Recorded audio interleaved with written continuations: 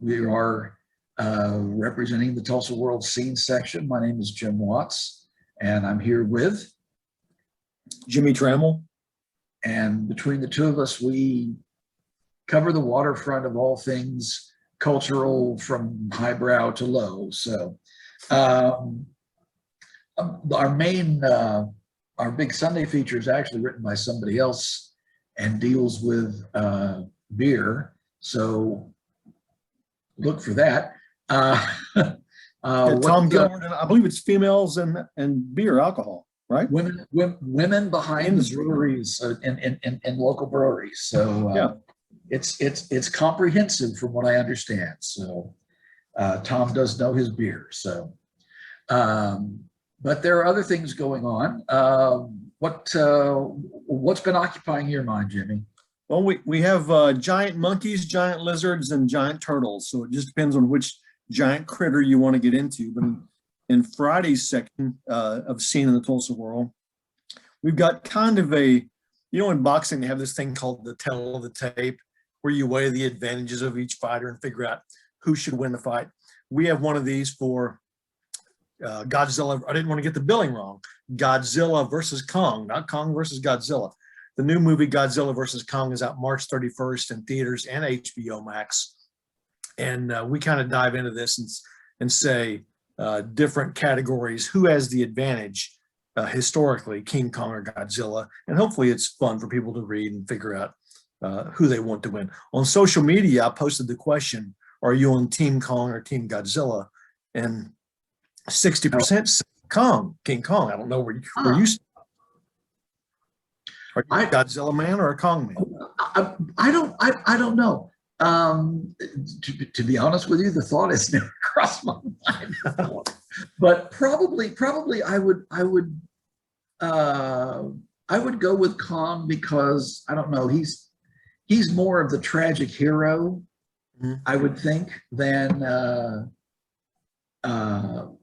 Godzilla. At least we know that he can fall in love, whereas I don't know that Godzilla ever falls. I'm sure there were movies where Godzilla Jr. shows up, so there was probably some one night fling in the pre-Crustian bed. But yeah, no, I think I would go with Kong. Hasn't this matchup shown up in the past? 1962. Okay, I guess so. The animator for King Kong pitched an idea where King Kong would fight a giant Frankenstein monster. Okay. And no one bid on this idea, but they took it to Toho Studios in Japan, which made the Godzilla movies. And they said, we're going to sub out Frankenstein and we're going to sub in Godzilla, and King Kong versus Godzilla are going to fight. In 1962, this happened. And it's funny, King Kong wins this fight, okay? But for decades, a myth was propagated that there were different endings in different countries, that if you watched it in Japan, Godzilla won. If you watched it here, King Kong won. But actually that was just one of those things that got rolling and was never substantiated. King Kong wins in home and away. All right. Yeah, the last quote monster movie that I can remember seeing, and this was back in my callow days of youth when they still had the 25-cent movies on Thursdays, was something called Destroy All Monsters. Ah, are you familiar with Godzilla's that? Definitely in that one. A bunch of monsters, right? A whole bunch of them. And I remember watching that. I'm 13, 12, something like that, and seeing the spaceship land and this door flop down where the engine should be, and out comes this minivan, and you can see that it's a toy filled with plastic men, because they're all holding their arms rigid in odd positions, and then they cut to the interior and everybody's twisting buttons and pushing levers and everything. And I thought, yeah, okay, this was cheesier. This was almost too cheesy to pay 25 cents to go see, but those were the days. You gotta love retro special effects. I was watching a Lost in Space once where they were scared of landmines. The landmines were beach balls buried in the sand. And so this was supposed to be scary, but what are you gonna do if you got a budget of almost nothing? Oh, I always enjoyed the Mission Impossibles where they were behind the lines and or infiltrating some foreign country.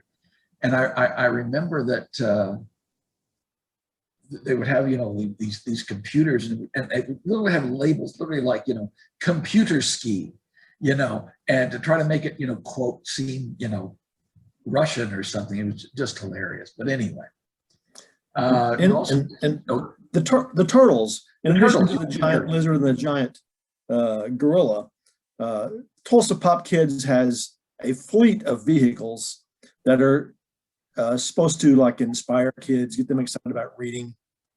They've got a Batmobile, they got a Scooby-Doo monster truck, and the latest edition is a Teenage Mutant Ninja Turtles bookmobile, which is really neat, and it's a functional bookmobile to go out and do things and give comics away, but also it's modeled to look like a Teenage Mutant Ninja Turtles actual toy. It's really neat looking, and they had an actual Ninja Turtle on site last Tuesday to deliver pizzas to Food on the Move, which was good. I mean, if you're into Ninja Turtles lore, you know that all those guys love pizza, so it was perfect. Ninja Turtle giving out pizza. Makes perfect sense. Only in Tulsa. Well, do they? How? I know you've done stories about the Mystery Machine, the Scooby-Doo thing, and the Batmobile. How exact replicas are these? Can you tell from what you know? The 1989 Tulsa Batmobile is an exact replica, as exact as you can get, of the Michael Keaton Tim Burton movie. They drove to Ohio to get the frame. There's a company that makes these frames for these kind of cars, I guess. So they brought it back to Tulsa and built it. And the other thing is we're just kind of custom vehicles, but the 1989 Batmobile is spot on. Okay, all right. Well, what do you have cooking? Well, nothing as exciting as giant lizards and giant turtles, but if you want to spend a quiet evening at home enjoying good classical music, the Tulsa Symphony is performing their radio concert on KWTU, which is 88.7 on your FM dial, part of Public Radio Tulsa. They'll be doing the Brahms Symphony No. 4, Wagner's Overture to the Flying Dutchman, and the Scottish Fantasy by Brooke, with Rosita Goza as the soloist. And also this weekend is a good time to go out to Gilcrease because it's the final weekend for this exhibit, Weaving History into Art, the Enduring Legacy of Shan Goshen. Shan, full disclosure, was a close friend of my late wife and of myself, but she is, unfortunately she was, an extraordinary artist, worked in a number of different media until she discovered basketry. And in the last about decade of her life, devoted herself to making these intricate baskets using old and extremely complex methods used by Cherokee weavers. She was the Eastern Band Cherokee. But she would make the staves that she wove together could be like treaties and documents of Indian and Cherokee history, photographs, and weaving them all together. It's an extraordinary thing to see. And along with that, there's works by 4 other Indigenous women artists who influenced and were influenced by Shan and her work. And it's really a marvelous testament to her talent and to what I hope will be an enduring legacy. And the the book that Gilcrease has produced is gorgeous. It's worth adding to your library because you'll be able to keep the exhibit alive that way. And this is at Gilcrease, and it runs through when? Sunday is the last day. Okay.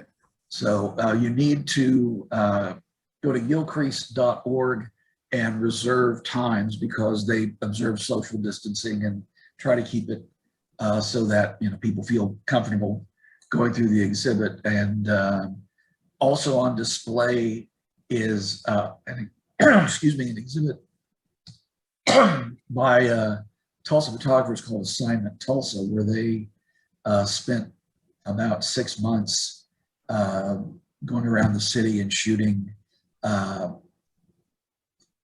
photographs that all followed a certain theme for a month.